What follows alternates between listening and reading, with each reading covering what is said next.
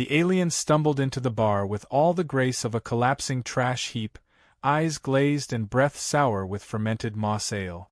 He smacked a clawed hand on the counter, slurring insults about earthlings while the guards behind him laughed. "You humans are extinct. Your planet's a museum now. Bartender, make yourself useful before I end your miserable species once and for all." The human behind the bar didn't speak. He simply poured a clear liquid into a jagged glass, slid it forward, and offered the faintest smile. The alien guzzled it, belched, and keeled over stone dead. No one saw the bartender move. The guards blinked, confused.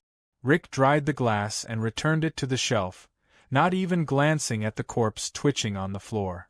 One leaned over and muttered to the other, maybe it was the drink. Maybe he was allergic to water. The incident was logged as natural causes.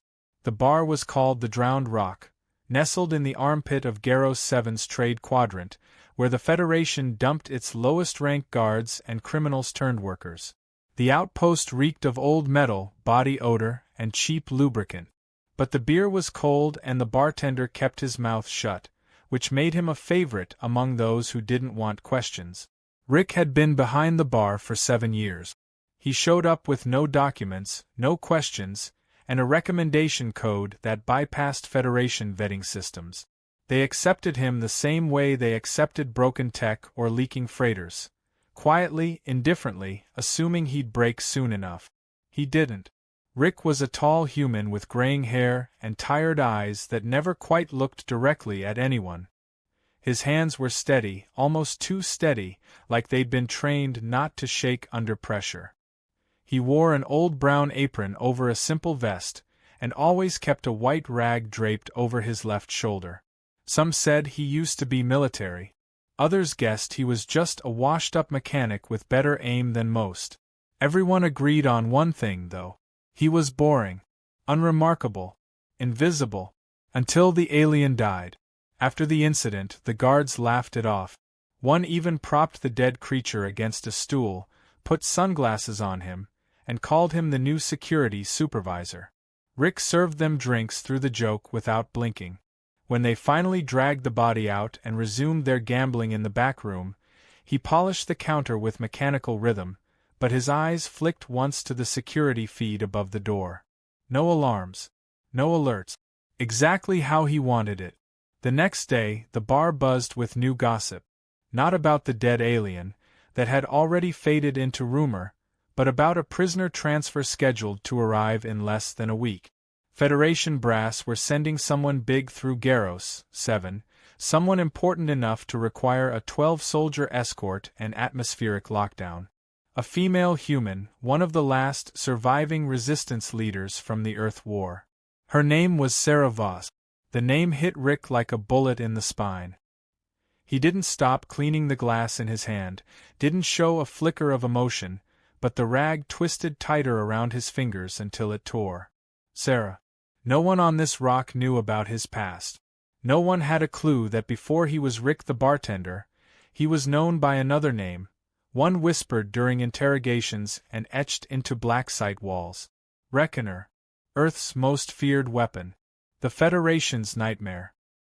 He had killed silently and efficiently for 20 years before disappearing after Earth fell.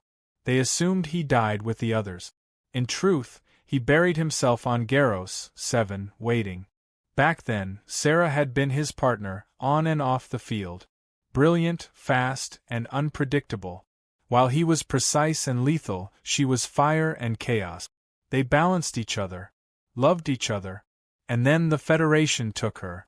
He never saw the body. Only the explosion where their last shuttle should have been. He searched for weeks, killed for years, then went silent. And now her name echoed through a backwater outpost bar like a ghost yelling through metal corridors. Rick resumed wiping glasses. The regulars played dice on the corner table. The waitress droid, Ivy, shuffled by and paused. "You look pale," she said. "Bad ice," Rick replied.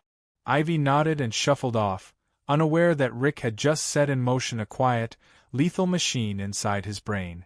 Memories he'd locked away now fed information into his reflexes. Names. Code. Patterns. He began noticing details again. Guard rotations, camera blind spots, weak spots in the outer walls, oxygen cycle timing. He hadn't analyzed a battlefield in 7 years. Now it all came back like it never left. Later that night, a drunk guard named Strev stumbled into the bar after shift. He pointed at Rick. "You know that prisoner, huh? Another Earth whore." Rick kept pouring. "You all think you're special. But we won. You got nothing left." Rick poured another glass and placed it gently in front of Strev. He didn't speak. "What's the matter, mute? Forgot how to beg?" The guard took the drink, swallowed, and grimaced. "Bitter." "Yeah," Rick replied. "So is extinction." Strev blinked, confused, but didn't press. He stumbled out minutes later. By morning, he was found in his bunk with no pulse. Another heart failure. Medical said it might be species-specific.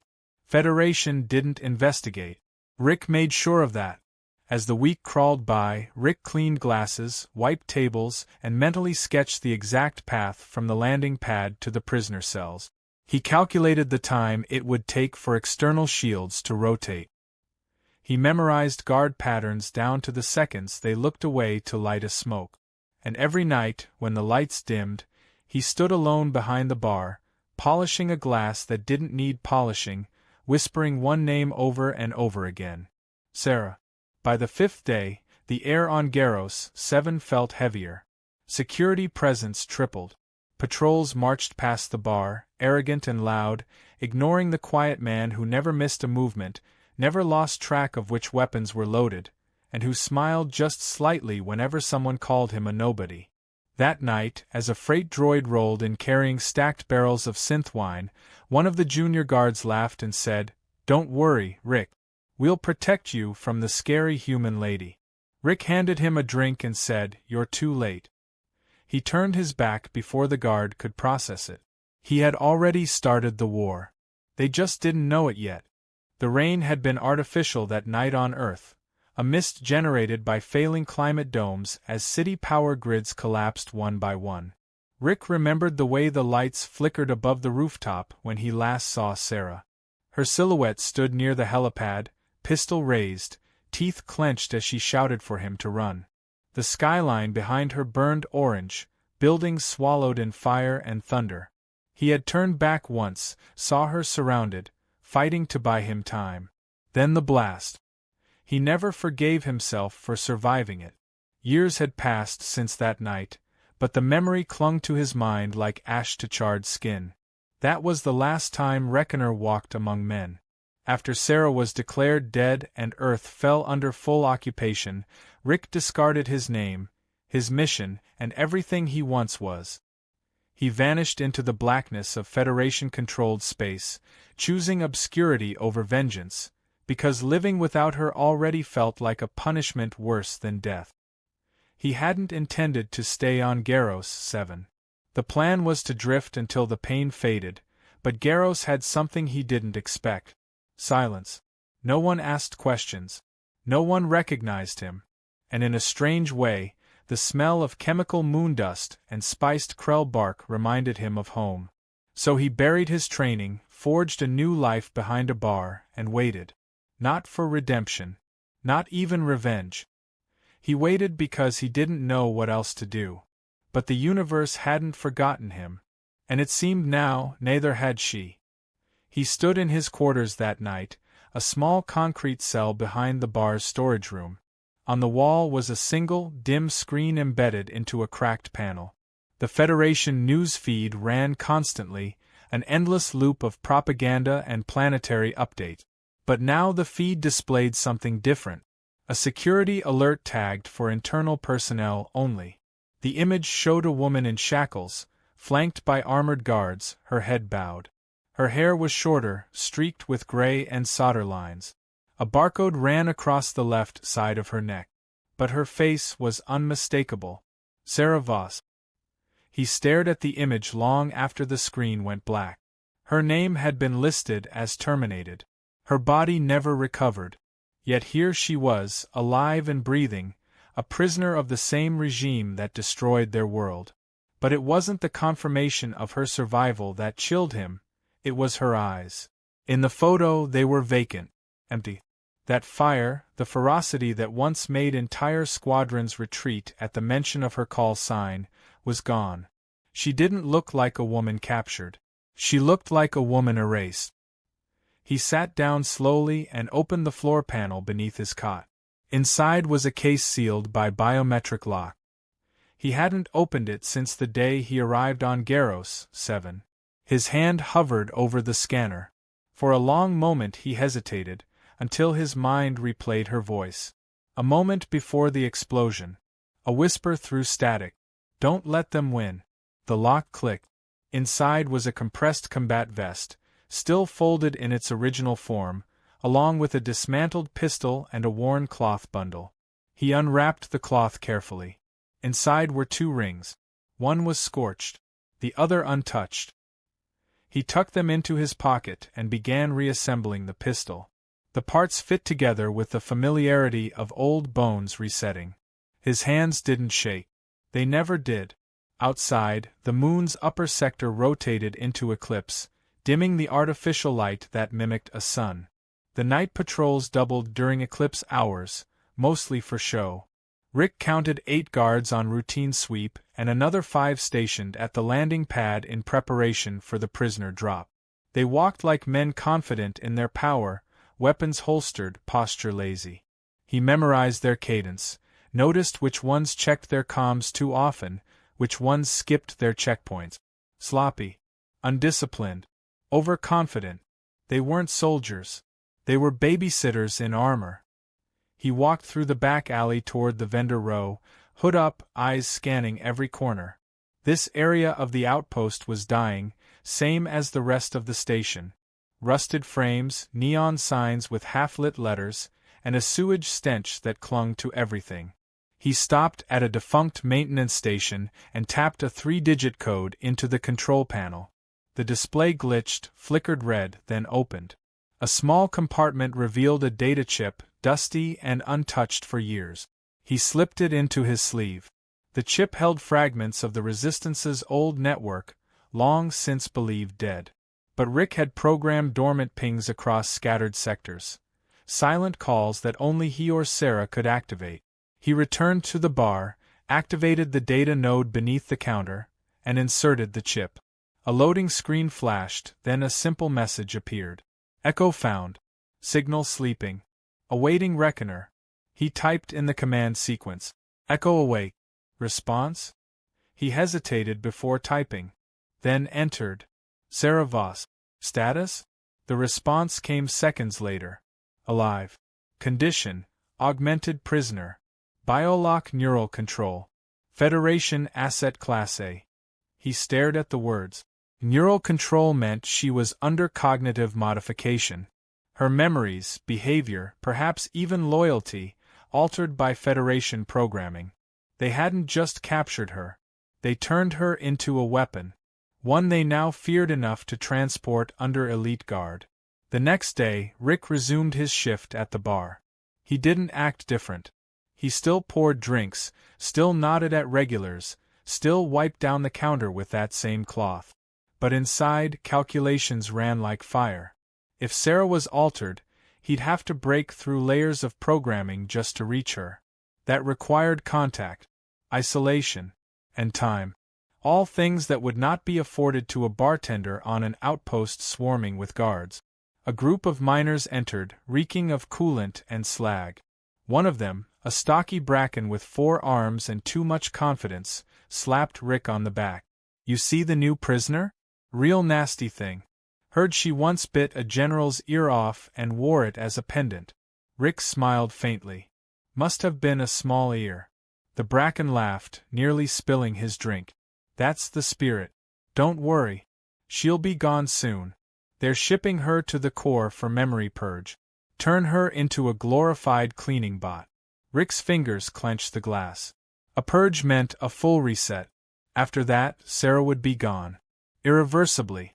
If he was going to do anything, it had to be before that transport left. He had days. Maybe less. Later that night, as the bar quieted and Ivy began cleaning the tables, Rick stood alone by the rear window. Through the reinforced glass, He could see the landing pad in the distance, glowing under spotlights. A single transport vessel had arrived early, sleek and silver with the Federation crest etched across its hull. The guards escorted crates inside, none of which bore supply markings. It was her. He whispered into the empty room. "I'm coming, Sarah." The wind outside howled through the vents, like a storm waiting to break loose.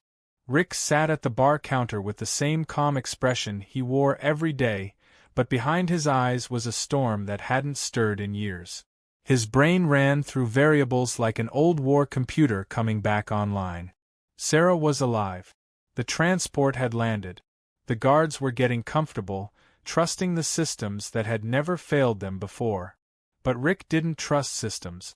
He trusted patterns. He trusted silence. And he trusted his hands. As the bar hummed with late-night activity, his eyes scanned every customer, every passing shadow in the reflection of the polished countertop. Nothing was different on the surface. And that was exactly how he wanted it. The first move had to be invisible. No sudden change, no alarms. He started with the kitchen. Behind the shelf of synthetic spices and stacked trays of protein cubes sat a wall panel no one ever touched. He opened it with a magnetic key sewn into his apron's seam and reached inside. His fingers brushed cold steel. The old war android he smuggled onto the station years ago sat dormant, hidden beneath crates and coolant pipe. It was a relic from Earth's final battles, banned in every Federation sector.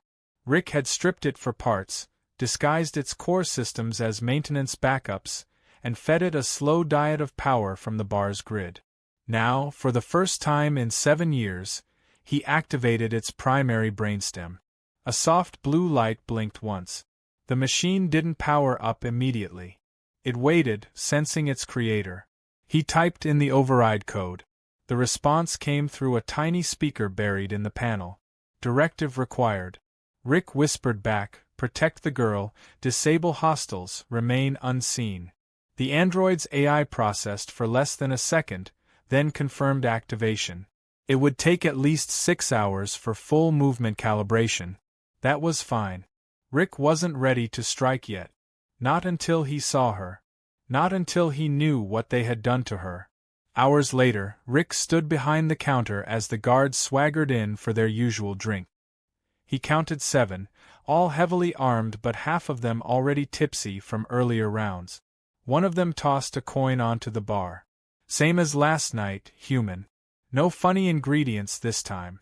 Rick nodded and prepared the drink. As he worked, he listened. They talked about her. About the prisoner. Sarah Voss. They laughed about her being too quiet, how she didn't respond even when prodded or insulted. One of them said she didn't flinch when they simulated a blaster shot near her head. Another mentioned that her heart rate hadn't risen even once since arrival. Rick poured the drink slowly, carefully, but inside he was burning. That wasn't Sarah. That was something else. Something they had made her into. And they were proud of it. That night he accessed the station's maintenance tunnels using a bypass card he forged years ago. The corridors were dark, narrow, pulsing with the low hum of life support systems. He moved like a ghost through them, bypassing 2 scanning drones and a patrol route without raising a single flag.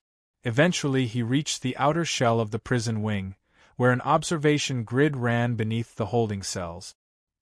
He positioned himself under a grate and looked up. Through the reinforced mesh, he saw her. She sat motionless on a metal bench, shackled at the wrists and ankles. Her back was straight, her chin tilted forward just slightly. Her hair was shorter than he remembered, her face thinner, but unmistakably her. No bruises, no visible injuries. But her eyes were blank. Not empty in fear or despair, but stripped of spark. No curiosity, no fire. She stared at the wall like she wasn't seeing it. Like she wasn't seeing anything at all. Rick felt something inside him tighten. If they had wiped her mind, if they had hollowed her out and filled her with programming, then bringing her back would not be as simple as escape. It would be war on the inside too. But he couldn't back down. Not now. Not after finding her. As he turned to leave the tunnels, he passed by one of the low-security guard lockers. On the bench nearby was a discarded helmet with a communication rig. Rick took it. Later, back in the bar, he wired it into his old data console and accessed the local command loop. It was encrypted, but Federation security protocols hadn't changed much. Within minutes, he had access to routine logs, patrol schedules, and most importantly, the biometric scan data for Sarah's cell. It confirmed what he feared. She was rigged with a neural inhibitor and behavioral suppressant. A pulse-triggered implant sat just below her brain stem. It could be activated by command or triggered by behavioral deviation. If she tried to escape, or if she remembered who she was too quickly, it could wipe her mind permanently or kill her on the spot. Rick leaned back in his chair, eyes closed. They'd turned her into a time bomb. He'd seen this before. He remembered the test subjects on Earth, the early versions of these implants. Most of them didn't survive. The ones who did came back broken. Sarah was too strong for their early models. So they must have refined it. Built one just for her. Customized obedience. Engineered silence. He needed a plan. A real one. Step 1 was isolation. She couldn't be broken out in the open. Not with patrols everywhere. Step 2 was inhibitor disruption. The implant needed to be deactivated, but not removed. That would kill her. He needed to trick the system into thinking she was still under control. That would require a frequency spoof, something that simulated a stable signal even as she began to regain herself. It wasn't impossible. Just dangerous. The bar grew quiet as the night thinned out. Rick remained behind the counter, seemingly doing nothing. But under the bar, a transmitter buzzed to life. He sent a signal to the android. Directive update. Execute Phase 1 at sunrise. Prepare corridors for silent extraction. The machine responded with a soft chirp. Understood. Outside, the moons of Geros, 7 aligned into a rare eclipse. The sky above the outpost dimmed to black, a curtain drawn over a stage. Rick watched from the bar's side window, the soft glow of neon lights painting his reflection across the glass. In that reflection, he saw himself not as the bartender, but as the man he used to be. The Reckoner. A man built not just to fight, but to win. Quietly. Permanently. He turned away from the window and glanced at the bar's wall clock.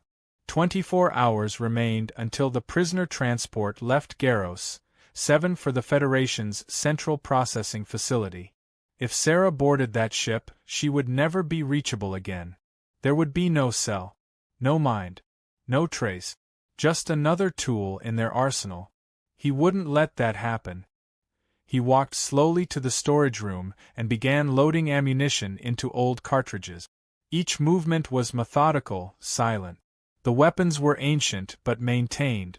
Like him. Outdated. Forgotten. But still lethal. The guards had laughed when she arrived. They called her a trophy. A relic. A ghost. But Rick had seen her. She was still in there. Buried maybe. But alive. He whispered into the dark as he slid the last magazine into place. You survived. Now it's my turn. Ask ChatGPT. Morning came without sunlight.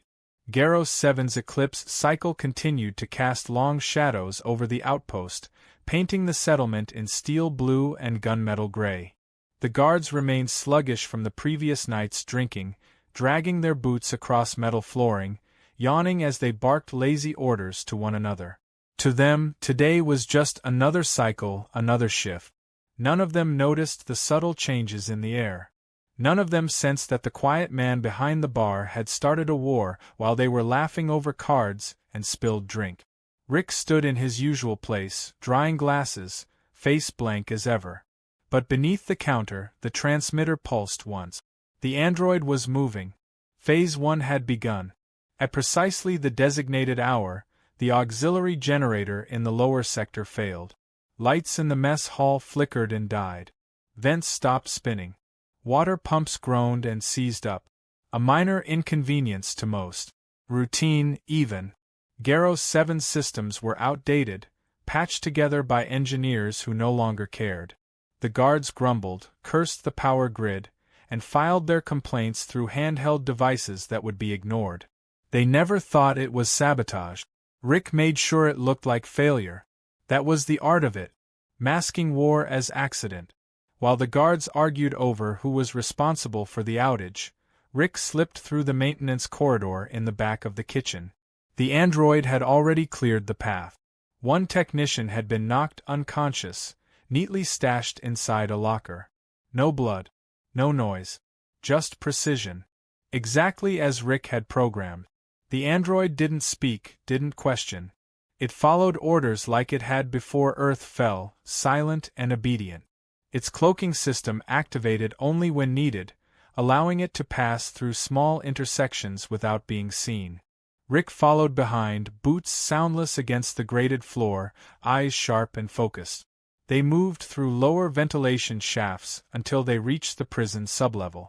From here, Rick could access the control hub that managed cell lockdown, surveillance blind zones, and even the biometric heartbeat monitoring system tied to Sarah's implant. He needed access for less than 5 minutes. Just enough to create a dead zone. A window. He crouched beside the console and pulled the panel off with a magnetized hook, revealing a cluster of tangled wires and a central processor. His fingers moved swiftly, finding the correct feeds, slicing them open, and inserting a chip forged from scavenged bar parts and old resistance code. The screen flickered, turned red, then blinked once. Jail status, nominal. Heartbeat sync, online. Visual feed, disconnected. To the Federation system, everything appeared normal. But in reality, Sarah was invisible.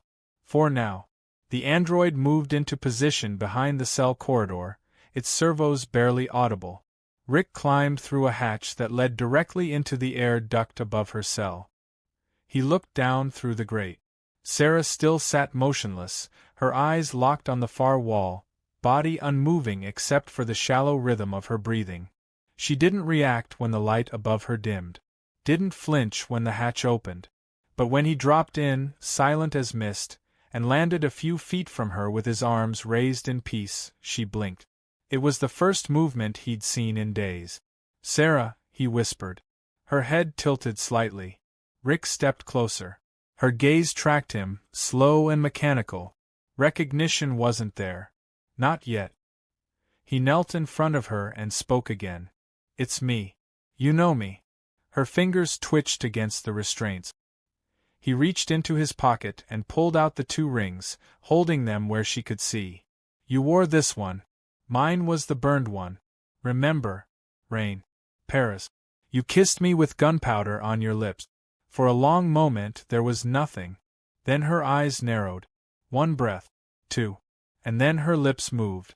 1 word, spoken with hesitation. "Reckoner." He closed his eyes. That was enough. That meant she was still there. Buried, but there. He worked quickly, sliding the frequency chip into the base of her neck. It connected with the control unit, mimicking the data the implant would expect to receive. Her mind would now be free to think without triggering the kill protocol. But she needed time to stabilize. Too much sudden memory could fry her brain. He helped her to her feet as the android stepped into the room, neutralizing the wall sensors with a wave of its arm. The alarms didn't sound. The cell remained sealed from the outside, lights steady. To the station's network, Sarah was still inside. Still shackled. Still asleep. They had created the perfect illusion. Now came the storm. They moved fast through the back corridors, Sarah stumbling at first but adjusting. Her strength was returning, and with it came flashes of memory. She looked at Rick with confusion, then sorrow, then fury. "You left me," she said suddenly, voice brittle but sharp. He nodded. "I thought you were gone. I broke when you vanished." She gritted her teeth. "So I became what they wanted." He stopped her gently, voice low. "You're not what they made. You're still you. We can fix this." Her breath was shaky, but she kept moving. As they neared the loading bay, their path intersected with a guard patrol. 3 soldiers turned the corner. For half a second, silence hung in the air. Then the android moved. It crossed the 10-foot gap in less than a second, arms spinning like blades. One guard went down with a crushed throat. Another tried to scream, but a needle punctured his lung. The third reached for his weapon but was disarmed before the barrel cleared his holster. Rick covered Sarah's eyes. She didn't flinch. They left the bodies where they fell. No time to hide them. The exit doors loomed ahead, but the override was locked. Rick reached the panel just as the station sirens began to blare. The illusion had broken. Someone noticed the surveillance feed had looped. Or maybe someone walked into the wrong room. Either way, the clock was gone. Now it was only speed. Sarah looked at the wall ahead and pointed. Explosives. Rick followed her eyes and spotted the emergency crate for fire suppression. Inside were small detonation capsules used for door breaches. They hadn't taken her strength. She moved fast, grabbed one, and planted it on the side panel. They ducked just as the wall blew open, metal peeling outward with a screech. Beyond it lay the outer corridor of the bar's storage room. A back path Rick had carved years ago, disguised behind crates and alcohol barrels. They rushed through it. Ivy stood behind the counter when they emerged. She scanned Sarah and looked at Rick with her standard polite tone. "I see you've brought company. Do you require diversion protocol?" Rick nodded. "Execute Pattern 7. The droid smiled and knocked over a shelf of bottles, shattering glass and triggering the fire suppression system. Foam sprayed everywhere, blinding the security cameras. They didn't stop. Rick pushed open the hatch leading to the subterranean tram line, an ancient maintenance rail no one used anymore. It led directly to the edge of the outpost where escape pods were stored for visiting dignitaries. The tram itself was dead, but the rail was short. They would run. Sarah coughed and leaned against him. "You came back," she said. He glanced at her as alarms echoed above. "I never really left. Not where it mattered." They started running again, feet pounding metal, hearts steady. And behind them, the outpost finally realized it had made a mistake ignoring the quiet bartender. The tram tunnel was soaked in shadow, narrow and choking with dust that had not been disturbed in years. Rick moved ahead with his weapon raised, each step echoing off the curved metal walls while Sarah followed close behind, still limping slightly from her restraints. The android trailed them silently, a black silhouette in the gloom, scanning ahead and behind in perfect synchronization. Alarms from the outpost above wailed louder now, distant but growing, like sirens howling across an empty battlefield. The Federation would respond with force. Rick knew that. He also knew they had less than 5 minutes before the first wave of enforcers reached the tram entrance. Sarah grunted softly as her foot caught on a rail. Rick paused, turned back, caught her before she fell. Her face was pale but determined, sweat clinging to her forehead, her eyes still struggling to stay focused as more of her old self returned in fragments. He studied her expression, saw the same fire trying to rise from beneath the surface. "You're not broken," he said without emotion. "They rewired you, but they didn't destroy you." Her jaw tightened. "I can't feel my left hand. That'll come back. You remember me. That means the damage isn't permanent. I remember pain. I remember noise. But you were always quieter. Like the calm before something terrible." Rick nodded once and resumed moving. The exit at the far end of the tunnel was sealed by a reinforced gate, rusted and fused to the surrounding wall. Federation protocols dictated that dignitary pods be kept secure at all times, even in obsolete outposts. Rick had prepared for this. He stopped beside a wall panel, pried it open, and connected a palm-sized device to the exposed control node. It hummed, sending static pulses into the grid. The android moved beside him and extended a cable from its forearm, enhancing the signal. Sparks flew. The lights above flickered, and the gate unlocked with a loud mechanical groan. Beyond it lay a narrow corridor with white walls and embedded lights, clean, untouched, a stark contrast to the grime behind them. Sarah stepped forward first, squinting. "This place doesn't match the rest of the outpost." Rick moved beside her. Federation brass used to land here when they needed to bribe local officials or show their face before a purge. They didn't want mud on their boots. The escape pods were nestled behind thick pressure-sealed doors, each capable of launching into low orbit before connecting to a mothership. Rick had one tag. It was the oldest model, the least maintained, but still functional. The one thing about Federation design was that even their abandoned systems were dependable. He led them to the second-to-last door and entered a passcode manually. The panel blinked green. Inside, the pod was cramped and cold. Straps hung from the ceiling, and the pilot controls were covered in dust. Rick cleared it with one sweep of his arm and motioned for Sarah to sit. She obeyed reluctantly, gripping the seat's sides with trembling fingers. Her breathing was shallow. He knelt in front of her and reached toward her neck. I need to adjust the frequency. Your vitals are fluctuating. If the implant thinks you're destabilizing, it'll send out a burst. She didn't move. Her eyes stayed on his face. When you saw me in the cell, what did you think? That you were dead. That I had nothing left to live for. That everything I became after Earth fell was a ghost. And now I'm terrified that this isn't real. That they made me dream it. That you'll vanish when I wake up. Rick shook his head. I'm here. And this is real. Before he could say more, the android's head turned sharply. Movement detected. They're coming. Rick moved to the pilot controls and began powering up the pod. Its engine systems were sluggish, slow to ignite after years of disuse. He cursed under his breath and tapped a failsafe key. The pod rumbled, hissed, then finally blinked into full activation. But the corridor behind them exploded with light. Federation enforcers had reached the gate. Heavy boots slammed against the floor. Orders shouted. Weapons drawn. Rick drew his pistol and stepped into the hallway, taking cover behind the pod's door. Return fire erupted, blue bolts scorching the walls around him. The android moved like a shadow, intercepting shots with a flickering shield, returning fire with impossible precision. Rick picked off 2 enforcers before ducking back, his shoulder grazed by a pulse round.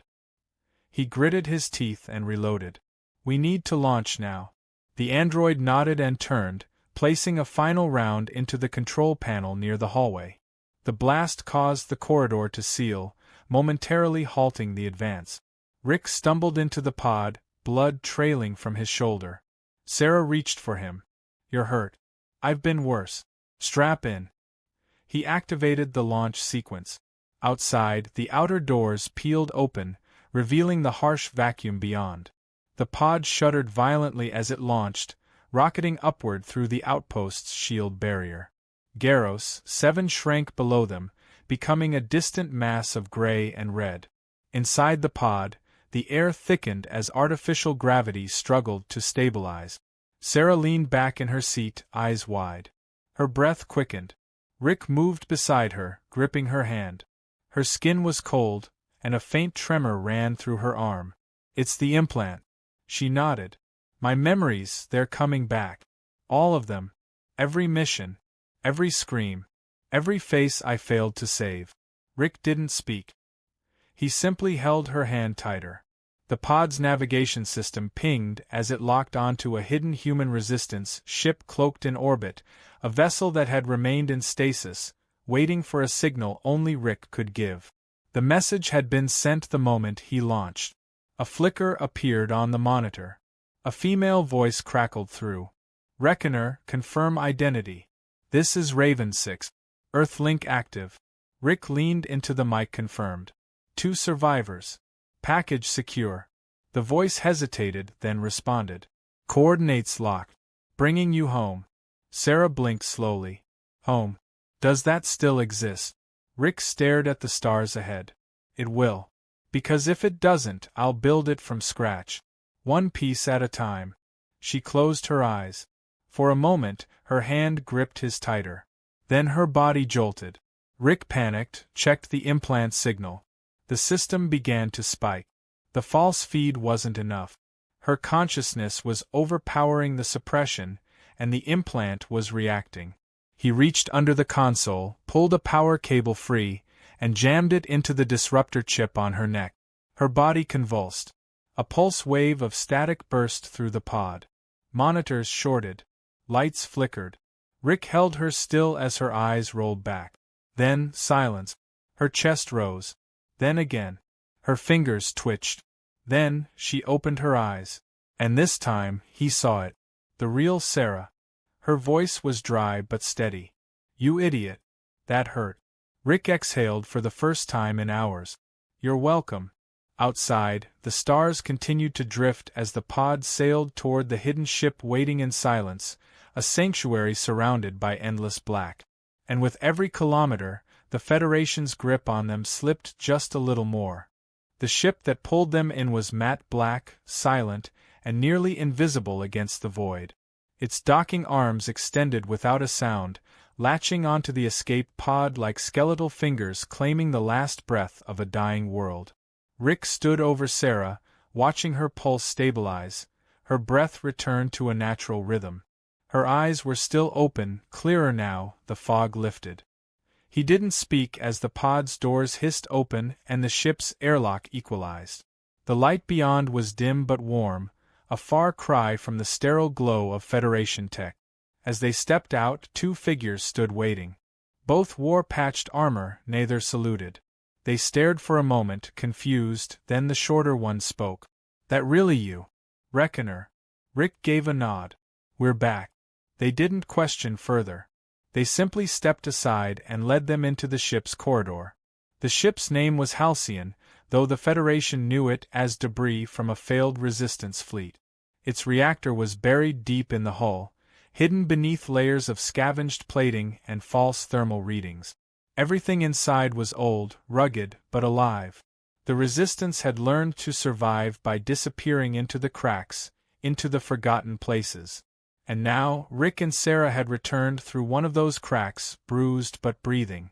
As they moved through the ship, Resistance crew members glanced up from their terminals, their weapons, their repairs. Some froze. Some whispered. A few blinked, stunned. None had expected to see either of them again. In the medbay, Sarah sat silently while a technician scanned her vitals. The neural implant had been fried by the overload, its connection to the Federation's systems severed beyond repair. The doctor shook his head in disbelief. She shouldn't even be alive. This tech was meant to kill if tampered with. Rick didn't explain. He just waited by the wall, arms crossed, eyes scanning everything. The past wasn't done with him yet, and he felt it pressing against his back like a loaded rifle. The medtech finally stepped away, giving Sarah a faint nod. She'll recover. But the memory damage will take time. Some things may never return. Rick already knew that. He didn't need her to remember everything. Just enough to fight. Just enough to feel alive again. Later, they stood on the bridge, staring at the star map projected before them. The Halcyon had been hiding in the shadow of a broken moon, but its next destination was already chosen. A resistance stronghold in the asteroid belt of Sector 8. From there, they would decide what to do next. The resistance leader aboard the Halcyon was an old comrade, a woman named Lyra, once a sniper during Earth's siege. She approached slowly, her steps cautious, her eyes flicking between the two like she still wasn't convinced this wasn't a dream. "So what now, Reckoner? You're a myth to most of these people. To half of them, you were never real." Rick looked at the star map. "I didn't come back for stories. I came to end this. And her." He nodded toward Sarah, who stood with her arms folded, leaning against the console. "She came back for herself."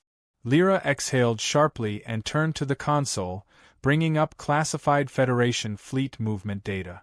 "We've been monitoring increased transport shifts across multiple systems. Federation's moving something big. We think it's another mind harvest program, like the one that nearly took her. But larger. They're not just turning prisoners. They're manufacturing entire obedience squads. Earthborn, clone hybrid, blank slate fighters. No memories. No names. Just weapons." Rick's eyes narrowed. "And they're starting with the ones we lost. The old names. Familiar faces. Reused as psychological warfare. Lyra nodded grimly. We found an asset yesterday who claimed they saw someone who looked exactly like General Hask, except his eyes were wrong. Hollow. Like a puppet. The silence between them stretched.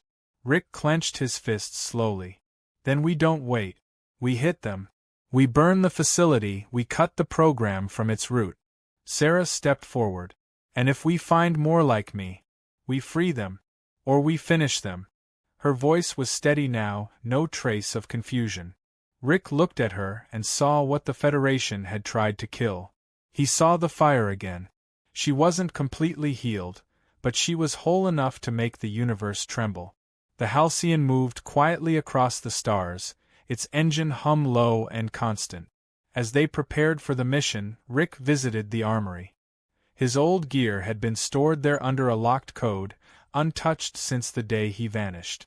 Inside the case was his combat vest, worn and faded, his knives, his silent rifle. He lifted the rifle slowly, the weight familiar, like shaking hands with an old friend. Beside him, Sarah examined her own loadout. Her movements were slower, less precise, but deliberate. She glanced at Rick. You ready for this? He tightened the straps on his vest. I was born for this. You. She checked her sidearm and chambered around. I was rebuilt for it. When the final briefing came, Lyra stood before them, outlining the strike. They would hit a satellite facility orbiting a decaying gas giant. It wasn't on any star map. It didn't broadcast signals. It was Ghost Class, known only to top Federation command. A factory for mines. Place where names died and weapons were born. Infiltration would be quiet. Extraction would be impossible. No one expected them to survive. But survival wasn't the point. As the drop pod sealed around them, Rick looked over at Sarah one last time. Her helmet was clipped at her side, her fingers resting on the activation trigger. She didn't smile. She didn't need to. They had come full circle. From war to exile to resurrection. He took one breath, slow and steady. Then the pod dropped. Atmosphere tore around them, pressure shaking the hull as they descended. The target loomed below, a floating mass of metal and energy, orbiting a dead world. The Federation thought it was hidden. But ghosts knew where to look. And today 2 ghosts were coming home. They landed without sound, their boots touching the cold steel floor of a forgotten nightmare. Ahead of them, red lights blinked. Doors hissed open. Voices echoed through comms. Unidentified entry detected. Deploy countermeasures. Rick raised his weapon. Sarah stepped beside him. She glanced once at the corridor ahead. Then whispered under her breath, this time, we finish it. Together, they moved forward. Behind them, the pod powered down. Ahead, the Federation's secrets waited to be exposed, their nightmares ready to bleed. And somewhere deep in that facility, minds like Sarah's waited in silence, waiting to wake. Rick had once been a bartender. Now he was death coming back for the check. And this time, he wasn't alone.